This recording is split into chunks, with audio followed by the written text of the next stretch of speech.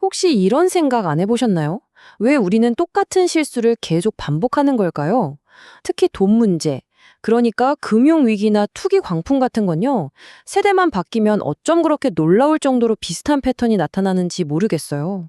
마치 이전에 무슨 일이 있었는지 싹 잊어버린 것처럼 말이죠. 오늘 바로 이 집단적 기억 상실의 원인이 뭔지, 그리고 이걸 치료할 방법은 없는지 한번 깊게 파고들어 보겠습니다. 자, 제가 질문 하나 드려볼게요. 역사상 가장 큰 금융 버블은 뭘까요? 아마 이 질문을 들으시면 대부분 머릿속에 딱 떠오르는 아주 유명한 사건이 하나 있을 겁니다. 그런데 말이죠. 만약 우리가 상식처럼 알고 있던 그 이야기가 사실은 거대한 오해에서 시작된 거라면 어떨까요? 자, 그럼 한번 제대로 파헤쳐 보죠. 모든 투기의 원조격으로 알려진 네덜란드 튤립 투기. 그 이야기부터 한번 회치해 보겠습니다. 우리가 최초의 거품 경제라고 배운 이 튤립 투기, 사실은 신화에 가깝습니다. 앤 골드라는 역사학자가 기록을 샅샅이 뒤져봤더니 이건 일부 부유층 사이에서 잠깐 유행했던 작은 시장이었을 뿐 네덜란드 경제 전체를 무너뜨린 적이 없다는 거예요. 그럼 이 이야기는 어디서 나왔냐고요? 대부분 당시 사회를 비꼬던 풍자 노래나 글에서 나온 겁니다. 그러니까 우리의 집단 기억이라는 게 시작부터 이렇게 잘못될 수가 있다는 거죠. 자, 튤립 이야기는 신화에 가깝다는 걸 알았으니까 이제 진짜로 파멸작이었던 붕괴 사례들을 보면서 반복되는 실패의 패턴을 한번 찾아보겠습니다. 이 표를 보면 진짜 신기한 게 뭐냐면요. 수백 년의 시간과 수만 킬로미터의 거리를 뛰어넘어서 실패한 리더십의 모습이 소름 돋을 정도로 비슷하다는 겁니다. 로마의 네로는 도시 절반이 불타는 국가적 재난 앞에서 자기 황금 궁전 짓기에 바빴고요. 조선의 고종은 나라의 운명이 걸린 순간에 결단을 못 내리고 우왕좌왕하다 주권을 넘겨줬습니다. 위기 앞에서 엉뚱한 데 집중하고 경제를 망가뜨리고 외교적으로 고립되는 이 패턴, 역사를 관통하면서 나라를 무너뜨리는 공식처럼 반복됩니다. 이런 리더십의 붕괴가 나라를 통째로 무너뜨렸다면 잘못된 경제정책이 불러온 재앙은 또 다른 비극의 시작이 되기도 했습니다. 화면에 보이는 이 숫자, 이게 대체 뭘까요? 4조 3,300억. 이게 바로 1924년 독일에서 미국 돈 딱 1달러를 사기 위해 필요했던 돈, 마르크화의 액수입니다. 상상이 가시나요? 빵 한 조각 사려면 손수레에 돈을 가득 싣고 가야 했던, 말 그대로 돈이 휴지 조각보다 못했던 초인플레이션의 현실이었습니다. 아니, 이렇게 끔찍한 사건을 어떻게 잊을 수 있을까요?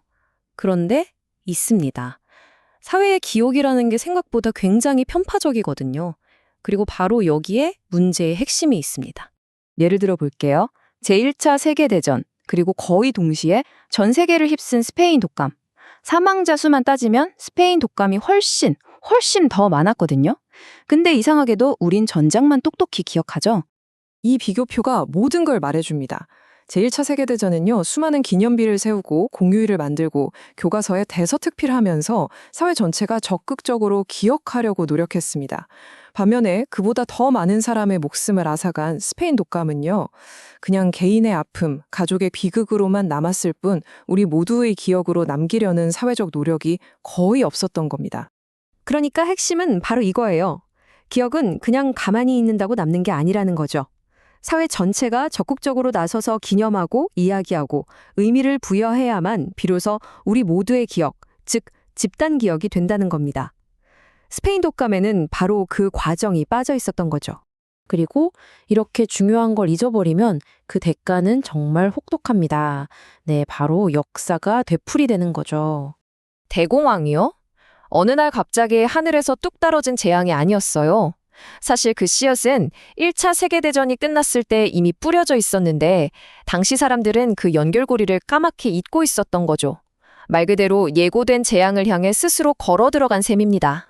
당시 최고의 경제학자였던 케인스가 독일한테 저렇게 무리한 전쟁 배상금을 물리면 유럽 경제 전체가 무너질 겁니다. 라고 신신당부했지만 승전국들은 그 경고를 무시했습니다. 그 결과가 뭐였을까요? 독일 경제는 초인플레이션으로 박살이 났고 이게 도미노처럼 번져서 전 세계 금융 시스템을 흔들다가 결국 10년 뒤에 대공황으로 터져버린 겁니다. 정말 기억 상실이 부른 비극의 완벽한 예시죠. 이게 바로 우리가 오늘 이야기하는 집단적 기억 상실입니다. 특히 그 끔찍한 위기를 직접 겪어보지 않은 세대가 사회의 중심이 되면 과거의 교훈은 그냥 라떼는 말이야 하는 옛날 이야기가 되어버리는 거예요. 그리고 바로 이 지점에서 왜 금융위기나 투기 광풍이 세대마다 반복되는지에 대한 답을 찾을 수 있습니다. 자, 그럼 이 지긋지긋한 비극의 고리를 어떻게 끊을 수 있을까요? 방법은 있습니다. 바로 기억하는 법을 제대로 배우는 거죠. 이 문장이 정말 핵심을 꿰뚫고 있어요. 우리는 보통 역사를 결과만 외우잖아요. 튤립 투기는 망했다, 대공황이 터졌다, 이렇게요. 근데 이런 건 그냥 신화, 그냥 이야기거리가 될 뿐이에요. 진짜 교훈은 그 결과가 나오기까지의 고통스러운 과정에 있거든요. 왜 그런 결정을 내렸을까? 그때 다른 선택지는 없었을까?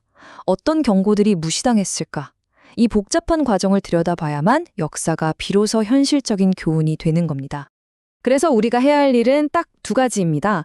첫째, 남들이 다 그렇다고 하는 이야기에 한 번쯤 진짜? 하고 물어보는 거예요. 튤립 이야기처럼요. 이걸 신화에 도전하기라고 할 수 있겠죠. 둘째, 성공과 실패라는 결과에만 집착하지 말고 그 과정에 있었던 수많은 시행착오와 논쟁, 그리고 경고의 목소리들에 직주하는 겁니다. 이게 바로 진짜 살아있는 역사 공부죠. 자, 마지막으로 이 질문을 여러분께 던지면서 마무리하고 싶습니다. 바로 지금 우리 세대는 어떤 중요한 교훈을 애써 잊으려고 하고 있을까요? 10년, 20년 전에 겪었던 금융위기, 아니면 불과 몇 년 전의 팬데믹 경험, 우린 거기서 뭘 배웠고 또 뭘 벌써 잊어가고 있을까요? 훗날 역사가들이 우리를 또다시 중요한 걸 잊어버린 세대라고 기록하지 않게 하려면 우리는 지금 무엇을 기억해야 할까요?